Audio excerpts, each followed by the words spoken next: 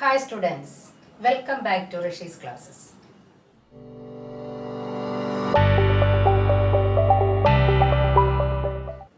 Today we are going to discuss Chapter 3, Reactivity Series and Electrochemistry. ക്രിയാശീല ശ്രേണിയും വൈദ്യുത രസതന്ത്രവും. ഈ chapter ഞാൻ ഇംഗ്ലീഷ് മീഡിയംകാർക്കും മലയാളം മീഡിയംകാർക്കും ഒരുപോലെ പഠിക്കാൻ പറ്റുന്ന രീതിയിലാണ് സെറ്റ് ചെയ്തിട്ടുള്ളത്. നിങ്ങൾ എൻ്റെ ക്ലാസ് ആദ്യമായിട്ടാണ് കാണുന്നതെങ്കിൽ സബ്സ്ക്രൈബ് ചെയ്യുക. Reactivity series and electro chemistry അല്ലെങ്കിൽ ക്രിയാശീല ശ്രേണിയും വൈദ്യുത രസതന്ത്രവും, ഇതിൽ നമുക്ക് 5 പാർട്ടായിട്ട് നമുക്കിതിനെ തിരിക്കാം. ഫസ്റ്റ്, റിയാക്ഷൻ ഓഫ് മെറ്റൽസ്, ലോഹങ്ങളുടെ രാസപ്രവർത്തനം. 2, reactivity series and displacement reaction, ക്രിയാശീല ശ്രേണിയും ആദേശ രാസപ്രവർത്തനവും. 3, galvanic cell and electrolytic cell, galvanic സെല്ലുകളും വൈദ്യുത വിശ്ലേഷണ സെല്ലുകളും. 4, ഇലക്ട്രോളിസിസ്, വൈദ്യുത വിശ്ലേഷണം. 5, ഇലക്ട്രോപ്ലേറ്റിംഗ്, വൈദ്യുത ലേപനം. ഇങ്ങനെ 5ആയിട്ട് ഇത് തിരിക്കുന്നു. First let us study reaction of metals with water, ജലവുമായിട്ടുള്ള ലോഹങ്ങളുടെ പ്രവർത്തനം. നമ്മളിവിടെ കുറേ ബീക്കേഴ്സ് എടുത്തിട്ടുണ്ട്. ഒന്നാമത്തേതിൽ ഞാൻ അല്പം മഗ്നീഷ്യം റിബൺ പൊടിച്ച് ഇട്ടിട്ടുണ്ട്. രണ്ടാമത്തേൽ സോഡിയത്തിൻ്റെ വളരെ ഒരു ചെറിയ കഷ്ണം ഇട്ടിരിക്കുന്നു. മൂന്നാമത്തേൽ കാൽസ്യം, നാലാമത്തേൽ കോപ്പർ, അഞ്ചാമത്തേൽ അയൺ, ഇരുമ്പ്, ആറാമത്തേൽ ഗോൾഡിൻ്റെ ഒരു ചെറിയ മോതിരമോ എന്തെങ്കിലും നിങ്ങൾ ഇടുക. നമുക്ക് ഇതിൻ്റെ റിയാക്ഷൻ നോക്കാം. ജലവുമായി എങ്ങനെയാണ് ഇത് പ്രവർത്തിക്കുന്നത് എന്ന് നോക്കാം. പല ലോഹങ്ങളും പല രീതിയിലാണ് പ്രവർത്തിക്കുന്നത്. ചിലത് വളരെ സ്പീഡിൽ പ്രവർത്തിക്കുമെങ്കിൽ ചിലത് വളരെ സ്ലോ ആയിട്ടാണ്. ഇരുമ്പ് പ്രവർത്തിച്ച് ഇരുമ്പ് തുരുമ്പാകുന്നത് വളരെ ഒരു ലോങ് പ്രോസസ്സാണ് അല്ലേ? നിങ്ങൾ ഒരു 10 പേര് ഒരു ഓട്ട മത്സരത്തിൽ പങ്കെടുത്താൽ നിങ്ങൾ ഒരേ സ്പീഡിലായിരിക്കും ഓടുന്നത്? ഒരിക്കലുമല്ല.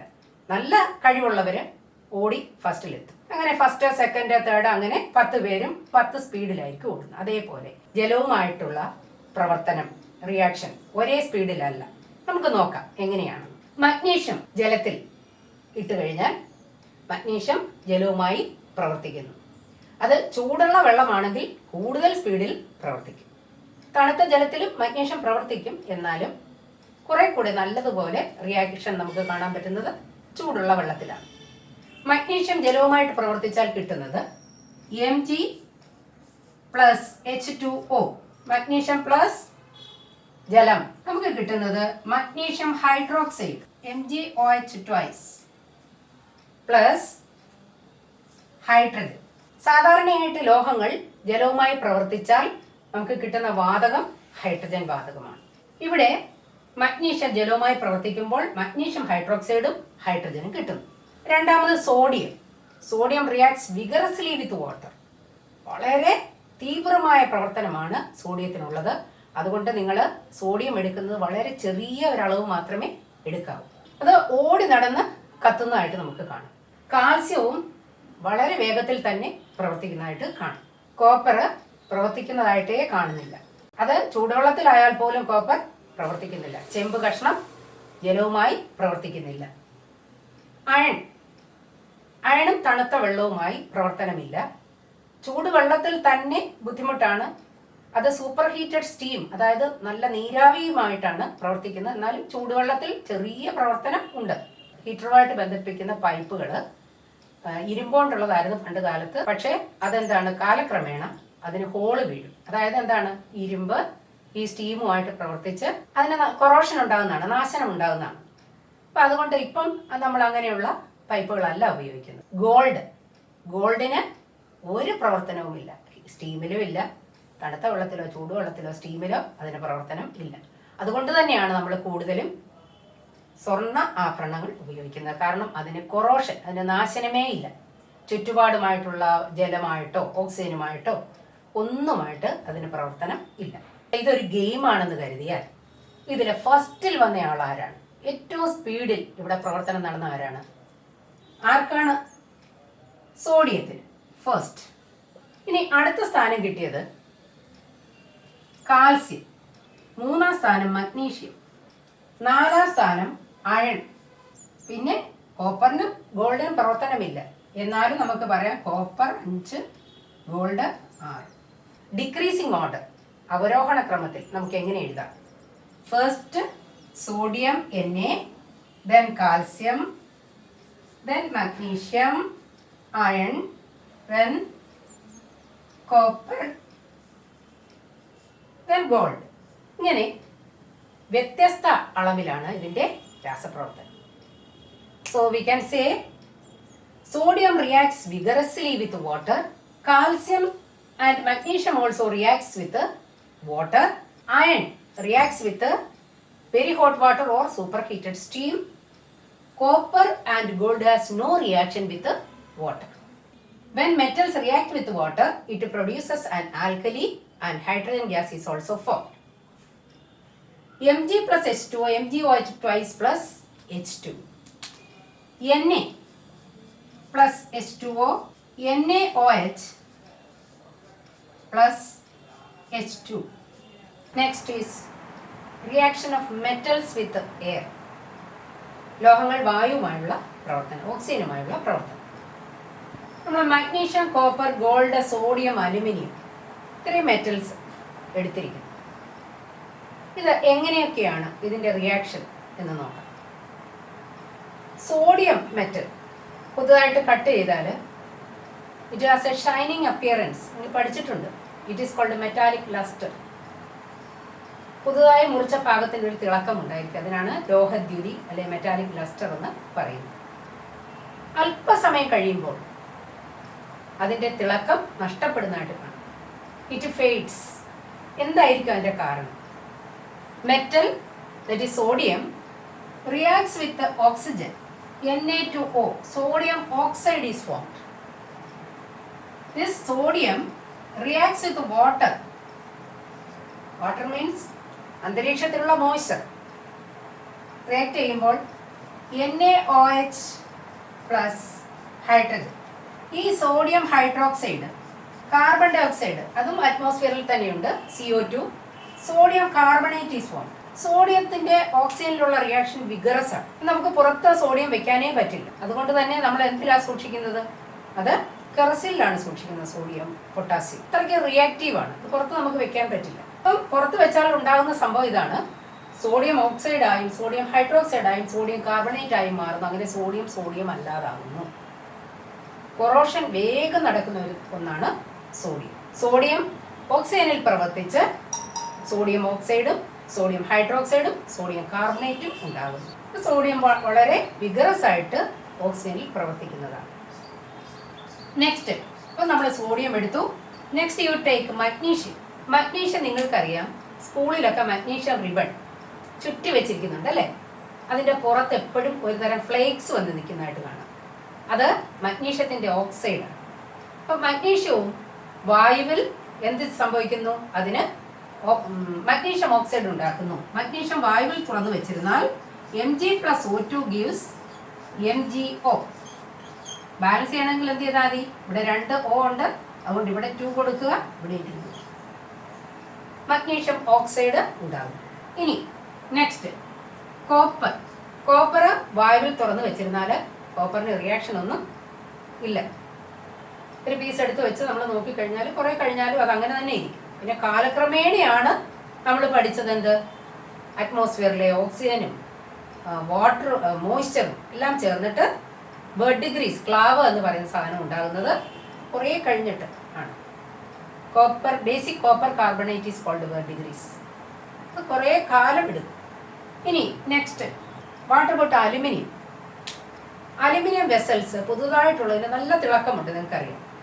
നമ്മൾ അത് കുറച്ച് ദിവസം കഴിയുമ്പോഴത്തേക്ക് മങ്ങിയിരിക്കുന്നതായിട്ട് തോന്നും. അതുതന്നെ അതിനെ പ്രൊട്ടക്റ്റ് ചെയ്യുന്നതാണ്. It forms an oxide layer surrounding it. അങ്ങനെ അത് അലുമിനിയം ഓക്സൈഡ് ഉണ്ടാകും. അപ്പോൾ അലുമിനിയത്തിനും റിയാക്ഷൻ ഉണ്ട്. ഓക്സൈഡുമായിട്ട് റിയാക്ട് ചെയ്ത് അലുമിനിയം ഓക്സൈഡ് ഉണ്ടാകും. Aluminium plus O2 Al2O3, aluminium oxide ഉണ്ടാകും. Next gold. Gold is not reacting with oxygen. ജലവുമായിട്ടും പ്രവർത്തനമില്ല, ഓക്സിജനുമായിട്ട് വായുവിൽ തുറന്നു വെച്ചാലും സ്വർണത്തിനൊരു തിളക്കത്തിനൊരു കുറവും ഇല്ല. നമുക്കിതിൽ നോക്കാം. മെറ്റാലിക് ലസ്റ്റർ പെട്ടെന്ന് നഷ്ടപ്പെടുന്നത് ഏതിനാണ്? Metallic lustre is more in the case of sodium, then magnesium, then aluminum, then gold. Metallic lustre നഷ്ടപ്പെടുന്നത് ആണ് ഞാൻ പറഞ്ഞത്. മെറ്റാലിക് ലസ്റ്റർ ഏറ്റവും കൂടുതൽ ഏതിനാണ്? ഗോൾഡിന് തന്നെയാണ്. നമുക്ക് മെറ്റാലിക് ലസ്റ്റർ അതായത് നഷ്ടപ്പെടുന്നത്, ഫെയ്ഡ് ചെയ്യുന്നത് അനുസരിച്ച് ആ ഓർഡറിൽ എങ്ങനെ എഴുതാം? Na, then Mg, then Al, Cu, then A. Next is reaction of metals with acids. ലോഹങ്ങൾ ആസിഡുമായുള്ള പ്രവർത്തനം. ഇവിടെ നമുക്ക് നേർത്ത ഹൈഡ്രോക്ലോറിക് ആസിഡ് ഡൈലൂട്ട് HCl എടുക്കാം. എന്നിട്ട് കുറേ മെറ്റൽസ് തന്നിട്ടുണ്ട്. നമ്മുടെ ടെക്സ്റ്റിലുള്ള പിക്ചറാണിത്. Iron, magnesium, copper, lead, zinc, ഇത്രയും മെറ്റൽസ് അതിൻ്റെ ഒരു പീസ് വെച്ച് നമ്മളൊരു ടെസ്റ്റ് ട്യൂബിൽ ഇട്ടിട്ട് അതിലേക്ക് dilute HCl ഒഴിച്ചിരിക്കുന്നു.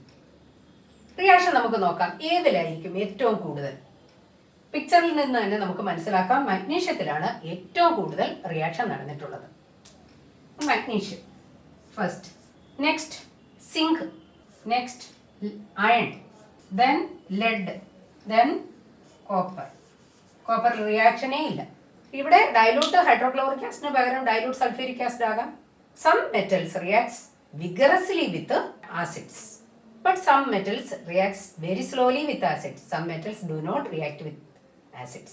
What happens when a metal reacts with acid? What is the equation? So we can write magnesium Mg plus dilute HCl gives MgCl2 plus H2.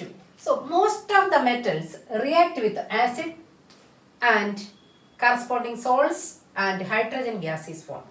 Magnesium reacts with hydrochloric acid, magnesium chloride plus hydrogen gas. Instead of HCl, if we use H2SO4, MgSO4 plus H2, magnesium sulfate plus hydrogen. ചില മെറ്റൽസിന് ഒരു റിയാക്ഷനും ആസിഡുമായിട്ട് ഉണ്ടാക്കുന്നില്ല. ഇപ്പോൾ ഗോൾഡും സിൽവറും ഒന്നും ഒരു റിയാക്ഷനും ആസിഡുമായി ഉണ്ടാക്കുന്നില്ല. Now we understood that metals differ in their reactivity. The series obtained by arranging some of the metals in the decreasing order of their reactivity is called a reactivity series. അതായത് ലോഹങ്ങൾക്ക് അതിൻ്റെ ക്രിയാശീലത വ്യത്യസ്തമാണെന്ന് നമ്മൾ കണ്ടു. അപ്പോൾ ഇതിൻ്റെ ക്രിയാശീലത കുറഞ്ഞു വരുന്ന രീതിയിൽ ലോഹങ്ങളെ വിന്യസിക്കുന്നതിനാണ് റിയാക്ടിവിറ്റി സീരീസ് അല്ലെങ്കിൽ ക്രിയാശീല ശ്രേണി എന്ന് പറയുന്നത്. എങ്ങനെയാണ് നമുക്കിത് അറേഞ്ച് ചെയ്യാൻ പറ്റുന്നത് എന്ന് നോക്കാം. റിയാക്ടിവിറ്റി സീരീസ് ആ ഓർഡർ അനുസരിച്ച് നമ്മൾ മെറ്റൽസിനെ അറേഞ്ച് ചെയ്തിരിക്കുന്നു. ഏറ്റവും ഹൈലി റിയാക്റ്റീവ് ആയിട്ടുള്ളത് മുകളിലും താഴേക്ക് പോകുന്തോറും റിയാക്ടിവിറ്റി കുറയുന്നു. ഇടയ്ക്ക് ഒരു ബാരിയർ ഇവിടെയുണ്ട്, hydrogen. Hydrogen is not a metal, പക്ഷേ ഇതിനകത്ത് ഇൻക്ലൂഡ് ചെയ്തിരിക്കുന്നതെന്ന് പറഞ്ഞാൽ അതിൻ്റെ താഴേക്കുള്ളത് ഒരിക്കലും അത് വളരെ ലോ റിയാക്റ്റീവ് ആണ്, അല്ലെങ്കിൽ റിയാക്ഷനേ ഇല്ലാത്തതാണ്. Do not displace hydrogen from dilute HCl. ഇതാണെങ്കിൽ ഈ ഹൈഡ്രജൻ മുകളിലേക്കുള്ളത് react with dilute HCl and displaces hydrogen. നമുക്കപ്പോൾ ഇതിൻ്റെ ഓർഡർ ഒന്ന് നോക്കാം. Potassium, sodium, calcium, magnesium, aluminium, zinc, iron, nickel, tin, lead. പിന്നെ ഹൈഡ്രജൻ പറഞ്ഞല്ലോ, it is not a metal, ഒരു ലോഹമല്ല. പിന്നെ കോപ്പർ, സിൽവർ, ഗോൾഡ്. ഇങ്ങനെയാണ് ഇത് തന്നിരിക്കുന്നത്. ഇതിന് എളുപ്പ വഴിയിൽ ഞാനൊരു ട്രിക്ക് പറഞ്ഞുതരാം. കുറേ കൂടെ മെറ്റൽസ് അതിൽ വരുന്നുണ്ട്, പക്ഷേ നിങ്ങൾക്ക് അത്രയും പഠിക്കുന്നത് തീർച്ചയായിട്ടും ഇത് നല്ലതായിരിക്കും. ഇത് ഹയർ സ്റ്റഡീസിൽ നിങ്ങൾക്ക് പ്രയോജനപ്പെടുകയും ചെയ്യും. അപ്പോൾ അതിനൊരു എളുപ്പ വഴി പറയാം. ഇപ്പം നമുക്ക് പൊട്ടാസ്യം എന്നുള്ളതിൻ്റെ എഴുതുമ്പോൾ നമ്മൾ P അല്ലേ ആദ്യം വരുന്നത്, അതുപോലെ ഇപ്പം K പൊട്ടാസ്യം, അത് കാലിയം എന്നുള്ളതാണ്, പക്ഷെ നമ്മൾ പൊട്ടാസ്യം എന്നല്ലേ എഴുതുന്നത്. അപ്പം അതുപോലെ ഇവിടെ പൊട്ടാസ്യത്തിൻ്റെ first P, potassium, sodium S, കാൽസ്യത്തിൻ്റെ C. അപ്പം PSC പഠിക്കാൻ പോയ അടുത്ത മഗ്നീഷ്യത്തിൻ്റെ M, അലുമിനിയത്തിൻ്റെ A, MA കാരൻ. അടുത്തത് നമുക്ക് zinc, iron, nickel, tin, lead, അതിൻ്റെതാ. Zinc Z, iron I, nickel, tin, lead, സിൻഡൽ, ഒരു കുട്ടിയുടെ പേര് സിൻഡൽ. എന്നിട്ട് കോപ്പർ, നമ്മൾ ഹൈഡ്രജൻ ഇതിൽ ഇടുന്നില്ല. കോപ്പറിൻ്റെ C, mercury M, silver S. CMS കോളേജിൽ ഈ പ്ലാറ്റിനം ഗോൾഡ് PGക്ക് ചേർന്നു. ഇത് പഠിച്ചു വെച്ചാൽ നിങ്ങൾക്ക് നല്ലതായിട്ട് ഓർത്ത് വെക്കാം. പക്ഷേ ഒരു കാര്യം തെറ്റിപ്പോകരുത്. നമുക്കിവിടെ സിൽവറിന് S ആണ്, സോഡിയത്തിന് S ആണ്. പക്ഷെ നിങ്ങൾക്ക് അറിയാമല്ലോ, ഹൈലി റിയാക്റ്റീവ് ആണ് സോഡിയം. സിൽവർ ലോ റിയാക്റ്റീവ്, എപ്പോഴും താഴെയായിരിക്കും സിൽവറിന്റെ പൊസിഷൻ. അതേപോലെ തന്നെ കാൽസ്യം ഹൈലി റിയാക്റ്റീവ് ആണ്, കോപ്പർ ലോ റിയാക്റ്റീവ് ആണ്. ഈ രണ്ട് സീന് നമ്മൾ ഇട്ടിരിക്കുന്നു. പക്ഷെ ഇത് നമുക്ക് അത് നിങ്ങൾ മനസ്സിലാക്കി എടുക്കുക. PSC പഠിക്കാൻ പോയ MA കാരൻ സിൻഡല് CMS കോളേജിൽ PGക്ക് ചേർന്നു. ഈ ഒരു ഓർഡർ പഠിച്ചു വെച്ചാൽ ഇതൊരു ക്ലൂ ആണ്, നിങ്ങൾക്കിത് തെറ്റുകയില്ല. അപ്പം നമുക്ക് ആ ഓർഡറിൽ റിയാക്ടിവിറ്റി പറയാം. പൊട്ടാസ്യത്തിന് ഏറ്റവും കൂടുതൽ, സോഡിയം അതിൽ കുറവ്, മഗ്നീഷ്യം അതിൽ കുറവ്, അലുമിനിയം അതിൽ കുറവ്, zinc, iron, nickel, tin, lead, copper, mercury, silver, platinum, gold. ഈ രീതിയിൽ നമുക്ക് ഇതിന്റെ റിയാക്ടിവിറ്റി എഴുതാം. Now let us study displacement reaction, ആദേശ രാസപ്രവർത്തനം. ഇവിടെ നമ്മൾ ഒരു ബീക്കറിൽ കോപ്പർ സൾഫേറ്റ് സൊല്യൂഷൻ എടുത്തിരിക്കുന്നു. അതിലൊരു സിങ്ക് റോഡ് ഇട്ട് വെച്ചു. Copper sulphate solution is taken in a beaker and we have to dip a zinc rod in it. What is the color of copper sulfate solution? Its color is blue color. തുരിശിലായനി നീല നിറമുള്ളതാണ്. നമ്മൾ ക്രിസ്റ്റലാണത്. നമ്മൾ വെള്ളത്തിൽ ഒന്ന് stair ചെയ്ത് കഴിഞ്ഞാൽ അത് copper sulphate solution ആകും. അപ്പോൾ അതിൽ സിങ്ക് റോഡ് ഇട്ട് വെച്ചു. അല്പസമയം കഴിയുമ്പോൾ നമുക്ക് കാണാം copper is deposited on the zinc rod. Zinc റോഡിൽ കോപ്പർ പറ്റിപ്പിടിച്ച് നിൽക്കുന്നു. അതായത് സിങ്ക് റോഡ് എന്തായി മാറി? കണ്ടാൽ ഒരു കോപ്പർ റോഡായി മാറി. അതിന്റെ പുറത്ത് കോപ്പർ കോട്ടിംഗ് ഉണ്ടായി. നമ്മളോട് ചോദിക്കാം, what happen to zinc rod? Copper gets deposited on zinc rod. Next question, what is the reason zinc displaces copper from copper sulphate solution? Zinc copper sulphate സൊല്യൂഷനിൽ നിന്ന് കോപ്പറിനെ ഡിസ്പ്ലേസ് ചെയ്തു, ആദേശം ചെയ്തു. അപ്പൊ ഇവിടെ സിങ്ക് റോഡിന് എന്ത് സംഭവിച്ചു? സിങ്ക് റോഡിൽ കോപ്പർ പറ്റിപ്പിടിച്ചിരിക്കുന്നു. എന്താണ് അതിന്റെ കാരണം? കോപ്പർ സൾഫേറ്റ് സൊല്യൂഷനിൽ നിന്ന് തുരിശിലായനിയിൽ നിന്ന് അത് ചെമ്പിനെ ആദേശം ചെയ്തു. ഇനി what is the reason for the change in intensity of the colour of copper sulphate solution? Copper sulphate solution അല്ലെ തുരിശിലായനിക്ക് നിറം മാറുന്നതായിട്ട് കാണാം. നീല നിറമാണ് തുരിശിലായനിക്ക് ഉണ്ടായിരുന്നത്, അത് മങ്ങുന്നതായിട്ട് കാണാം. എന്തായിരിക്കും ഇതിന്റെ കാരണം? ഇതിന്റെ കാരണം ഈ സൊല്യൂഷനിൽ കോപ്പർ Cu2+ അയോൺസ് ആയിട്ടാണ് നിൽക്കുന്നത്. ഈ Cu2+ അയോൺസ് ആണ് ഇതിന്റെ ബ്ലൂ കളറിന് കാരണം. ഇവിടെ സിങ്ക് റോഡ് ഇട്ട് കഴിഞ്ഞപ്പോൾ സിങ്കും കോപ്പർ സൾഫേറ്റൂടെ റിയാക്ട് ചെയ്തിട്ട് സിങ്ക് സൾഫേറ്റും കോപ്പറും ഉണ്ടാകുന്നു. Copper ions will change into copper atom. Copper ions copper ആറ്റമായി മാറുന്നു. അങ്ങനെ മാറുമ്പോൾ Cu2+ അയോൺസ് ഇല്ലാതാകുന്നു. അതുകൊണ്ട് ബ്ലൂ കളർ ഫെയ്ഡ് ആകും. The blue color fades because copper 2+ ions change into Cu atoms, copper atoms.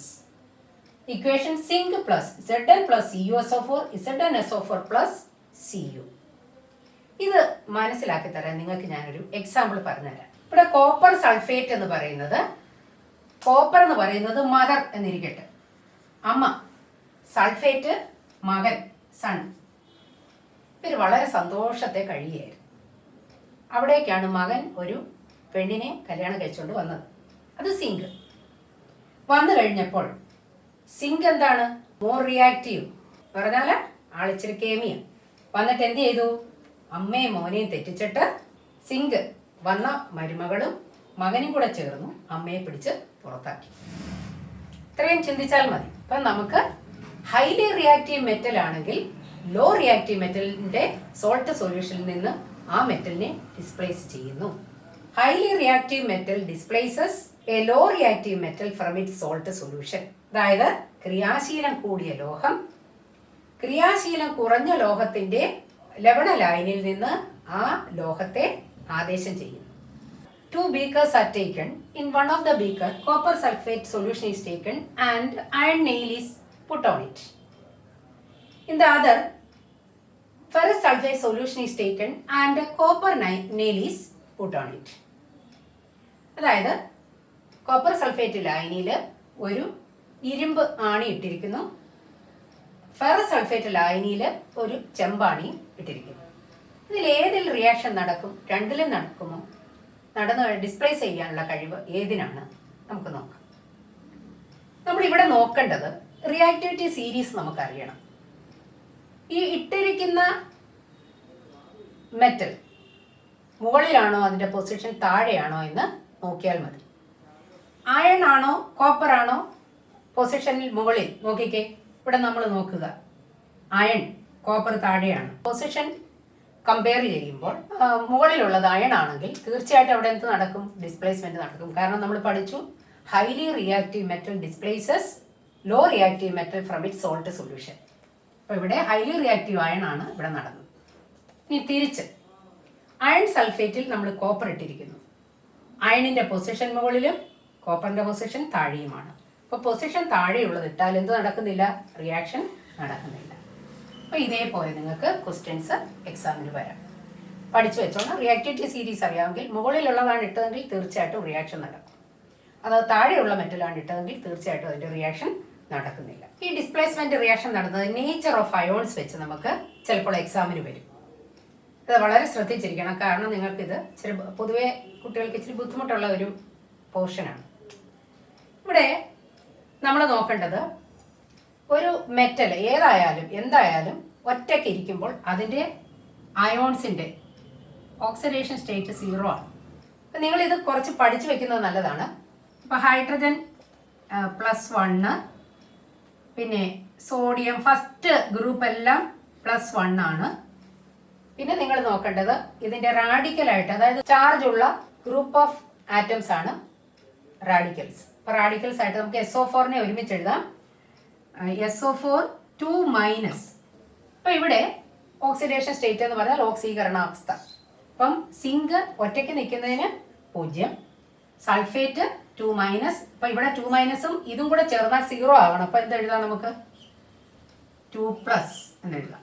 ഇനി ഇവിടെ നോക്കുക, ഇവിടെ അതേപോലെ SO4 2-, സോ സിങ്ക് 2+. ഇവിടെ സിങ്കിന് എന്ത് സംഭവിച്ചു? Zn0 gives Zn2+. ഇപ്പം എന്ത് സംഭവിച്ചു? 2 ഇലക്ട്രോണിനെ വിട്ടുകൊടുത്തു. It donates 2 electron. സിങ്ക് ഇവിടെ 2 ഇലക്ട്രോണിനെ വിട്ടുകൊടുത്തു. അപ്പം അതുകൊണ്ട് നമുക്കത് എന്തായിട്ട് പറയാം? ഓക്സിഡേഷൻ. സിങ്ക് 0-ൽ നിന്നും 2+ ആയി ഇതിന്റെ ഓക്സിഡേഷൻ സ്റ്റേറ്റ് ഉയർന്നു. അപ്പൊ ഇവിടെ 2 ഇലക്ട്രോണിനെ അത് വിട്ടുകൊടുത്തു. അപ്പൊ ഇങ്ങനെ if it donates electron that reaction is called oxidation. അപ്പൊ നമുക്കിവിടെ ഓക്സിഡേഷൻ ആണെന്ന് പറയാം. What happens to copper? കോപ്പറിന് എന്താണ് സംഭവിച്ചത്? Cu2+ ആയിരുന്നു. It accepts 2 electron and changes into Cu. Copper 2+ ion 2 ഇലക്ട്രോണുകളെ സ്വീകരിച്ച് കോപ്പർ ആകുന്നു. നിങ്ങൾക്കറിയാം, കൊടുക്കുന്ന എപ്പോഴും നല്ലത് positive oxidation. Here accepts electrons and it is called a reduction. So in this reaction, oxidation and reduction happen simultaneously, so it is called a redox reaction. ഇവിടെ ഈ റിയാക്ഷനെ നമുക്ക് ഓക്സിഡേഷനും കാണാം, റിഡക്ഷനും കാണാം. ഈ ഒരൊറ്റ റിയാക്ഷനിൽ തന്നെ 2 റിയാക്ഷൻ കൂടെ വരുന്നത് കൊണ്ട് ഇതിനെ റിഡോക്സ് റിയാക്ഷൻ എന്ന് പറയുന്നു. നമുക്ക് വേണമെങ്കിൽ ഈ 2 റിയാക്ഷനെയും കൂടെ ഒരുമിച്ച് എഴുതിയാൽ ഒന്ന് പ്ലസ് ചെയ്താൽ മതി, നമുക്ക് ആ റിഡോക്സ് റിയാക്ഷന്റെ കോമൺ ആയിട്ടുള്ള ഒരു ഇക്വേഷൻ കിട്ടും. ഈ 2 റിയാക്ഷനിലും ഈ 2e-യും 2e-യും ക്യാൻസൽ ആയി കഴിഞ്ഞാൽ നമുക്ക് ഇത് രണ്ടും കൂടെ ആഡ് ചെയ്താൽ zinc Zn plus Cu2+ gives the other side Zn2+ plus Cu. This is called a redox reaction. Suppose a question comes like this. A copper plate is dipped in silver nitrate solution. What happens? Write the equations and write the oxidation and reduction redox reactions. നമുക്ക് ഇങ്ങനെ ചോദിച്ചാൽ എന്ത് ചെയ്യാം? Position ഫസ്റ്റിൽ നോക്കുക. Reactivity സീരീസിൽ കോപ്പറിന്റെ position ആണോ സിൽവറിന്റെ position ആണോ മുകളിൽ? നമ്മൾ ആ ഓർഡർ ഒന്ന് പറഞ്ഞു നോക്കിക്കഴിഞ്ഞാൽ നമുക്കറിയാം copper is placed at the top. അപ്പോൾ കോപ്പറിനാണ് മുകളിലത്തെ പൊസിഷൻ. അതുകൊണ്ട് നമുക്ക് ഈ ഇക്വേഷൻ എങ്ങനെ എഴുതാം? Cu plus AgNO3 gives CuNO3 twice plus Ag. Copper displaces silver from silver nitrate solution. ഇത് ഒന്ന് പഠിച്ചു വെക്കുക. Cu ആണെങ്കിൽ 2+, Zn2+, H1+, Na1+, SO4 2-, NO3 1 minus, OH 1 minus, AG 1+. ഇത്രയും പഠിച്ചു വെച്ചാൽ മിക്കവാറും എല്ലാം ഇത് തന്നെയൊക്കെ ആയിരിക്കും കിട്ടുന്നത്. അപ്പം ഇവിടെ CU നമുക്കറിയാം NO3 -1 ഓർ 1 മൈനസ്, അപ്പോൾ AG 1+ വരും. ഇത് രണ്ടും കൂടെ വരുമ്പോൾ 0 വരണം. ഇവിടെ -1 വരും. അപ്പോൾ ഇത് രണ്ടും കൂടെ വരുമ്പോൾ ഇവിടെ +2. അപ്പോൾ ഇത് രണ്ടിനും കൂടെ കോമൺ ആണല്ലോ. ഇവിടെ 0. ഇവിടെ നമുക്ക് എന്ത് പറയാം? ഏതിനാണ് ഇവിടെ ഓക്സിഡേഷൻ സംഭവിച്ചത്? CU changes from 0 to +2. CU 0 gives Cu2+ plus 2E minus. ഇവിടെ കോപ്പറിന് എന്ത് സംഭവിച്ചു? ഓക്സിഡേഷൻ സംഭവിച്ചു. Copper is oxidised. What happen to silver? Ag 1+ plus 1 electron gives Ag. ഒരു ഇലക്ട്രോണിനെ സ്വീകരിച്ചിട്ട് Ag ആയി മാറും. അപ്പം ഇങ്ങനെ നമുക്ക് ഏത് ചോദിച്ചാലും എഴുതാൻ കഴിയും. Hope you have understood my class. If you like my class, please like, share and subscribe to my channel Rishi's Classes. നിങ്ങൾക്ക് ഞാൻ ഇടുന്ന വീഡിയോ നോട്ടിഫിക്കേഷൻ കിട്ടണമെങ്കിൽ ബെല്ലൈക്കൺ പ്രസ് ചെയ്യും. അടുത്ത ക്ലാസ്സിൽ ബാക്കി ഭാഗങ്ങൾ നമുക്ക് പഠിക്കാം.